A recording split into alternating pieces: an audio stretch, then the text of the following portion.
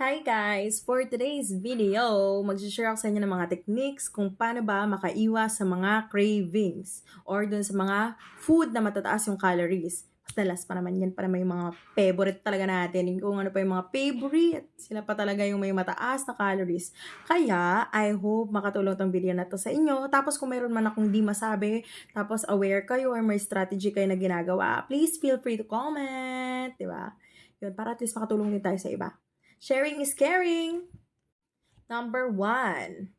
Wag kang mag-stock. Wag kang mag-stock ng pansit canton. Wag kang mag-stock ng noodles. Wag kang mag-stock ng chocolate sa rep nyo. Wag kang mag... Kapag meron laging nandyan lang, ay naku, hindi ka talaga makakatiis sa tukso. Kaya hanggat maaari, iwasan. At wag mo nang i-stock pa. Parang salab din yan eh. Kapag ka alam mo nang committed ka na, parang dito, di ba? Dapat committed tayo dito sa journey natin na to. Kapag committed ka na, wag ka nang papatukso pa kasi sayang naman. Sayang naman yung pinagsamahan nyo, di ba? Kung sa isang tukso lang is, charot. Ano to? Arte? Number 2. Dapat alam mo yung pinagkaiba ng gutom ka sa bored ka lang. Madalas syempre lalo na yung mga nag-uumpisa pa lang. Minsan yan yung ginagawa natin kapag bored tayo, 'di ba? Kain. Sabi nga nila sa akin dati, parang daw hindi pa nila ako nakita na hindi ngumunguya or walang ginunguya, 'di ba? Kapag bored ka, sige. 'Di ba? Madalas pa naman dyan sa mga nginunguyang-nguyang yan. Syempre, mga chips, 'di ba? Yan, nagtataas niyan. 150 calories, napakaliit lang. 'Di ba? Doon sa 150 na 'yun, halos kung konti ka lang magkanin or what, pwede na 'yun sa isang meal, 'di ba? Instead na kainin is chichirya. Para hindi ka magutom, yung kainin mo, yung mga matataas na yung fiber. Isipin mo na talaga na, or kaya maging ano ka na babaguhin mo na yung lifestyle mo. Kailangan piliin mo kung anong kakainin mo. 'Di ba? Maging wise, kumbaga. At saka kung buryo ka lang, mag-isip ka ng hobby mo, maglinis ka ng bahay, okay yung gaming para mawala yung pagka-bored, 'di ba? Pero maging responsible din kasi minsan 'di ba yun naman yung nag-uumpisa naman talaga yung eating disorder na kakalaro. Nakalimutan mo naman ang kumain, 'di ba? Kaya dapat talaga disiplina lang.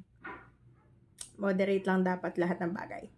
Number 3, mag-isip ka ng food na pwede mong alternative, na masarap din compared dun sa mga dati mong kinakain or dun sa mga favorite mo.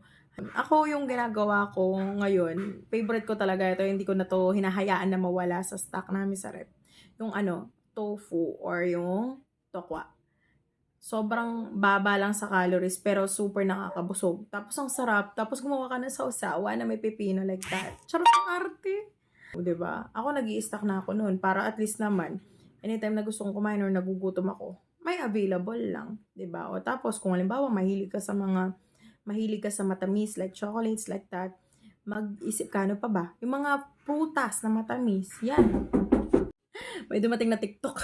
Okay, ulit. Kung mahilig kayo sa sweets, yan, gumamit lang kayo or mag-isip kayo ng alternative. Like, kung dati chocolate, ngayon na ba magprutas ka? May saging, may mga matatamis dyan, may pakwan, may melon. Yan yung mga fruits na mabababa lang sa calories pero mabubusog ka talaga. Kaya instead na yun, piliin mo na kung ano mas healthy tsaka dun sa hindi ka lalagpas sa calorie intake mo, 'di ba? Yun, mag-isip ka, mag-research ka kung ano ba yung mga prutas na bet mo tapos mababa lang sa calories. At least meron ka ng alternative. Number 4.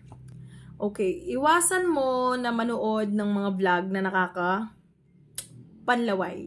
Iwas lang sa mga vlogs na magki-crave ka. Kumbaga lalo kung nag-uumpisa ka pa lang. Para at least iwas sa tukso.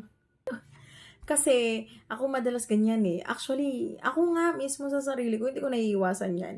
Kasi kami ng anak ko, pag halimbawa naantok na ako, ganyan, or nagpapaantok na kami pag gabi ng anak ko, yung madalas pinapanood namin. Pero kung ikaw yung tipo ng tao na mahina sa tukso, ngayon kaya ko na yan panoorin eh. Dati talagang iniiwasan ko yan. Scroll na kaagad yan.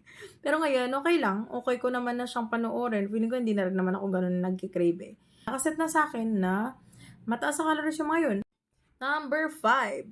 Eto kung talaga mahina ka sa tukso. Sige, tikman mo. Tikman mo, okay lang. Sige, tikman mo. Halimbawa, pansit canton yan. Tikman mo. 1 kutsara.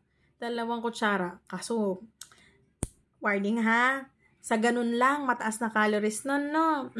Kaya dapat maging aware. Kasi mamaya, pag tinikman mo, etong number 5 na to, na strategy ko. Kasi ako, ginagawa ko to minsan yun, talagang, ang bango kasi naman, di ba? Talagang, yun, tumitikim ako. Pero pagkatapos nun, tapos na. Dapat hanggang dun lang, tikim lang. Alam mo yung limit mo. At least, hindi sayang yung pinagpapaguran mo. At saka kung halimbawa nagpasubo ka doon, diba? Sa kahit anong tukso man yan, meron at merong masisira. At dito sa sitwasyon na to, yung goal mo yung masisira. Kasi, it's either mapapatagal bago mo makuha yung goal mo, or ikaw mismo ititigil mo na tong journey na to, hindi mo na mapapanindigan. Kaya dapat, alam mo lang kung paano laruin or enjoyin tong process na to na may disiplina. Yan. So, yun lang guys. I hope meron ako na-share na techniques. Ang dami kong satsat na. Yan, madaldal lang talaga ako. Pero, yun. Para at least, para kausap nyo na rin ako, 'di ba? Tapos, yun, kung halimbawa nga meron akong mga hindi nasabi, tapos may ginagawa kayong technique, please feel free to comment. Para at least naman, meron tayong mga matulungang iba, 'di ba? Lalo na yung mga nagsisimula pa lang. Yun. O siya, see you sa next video. Bye!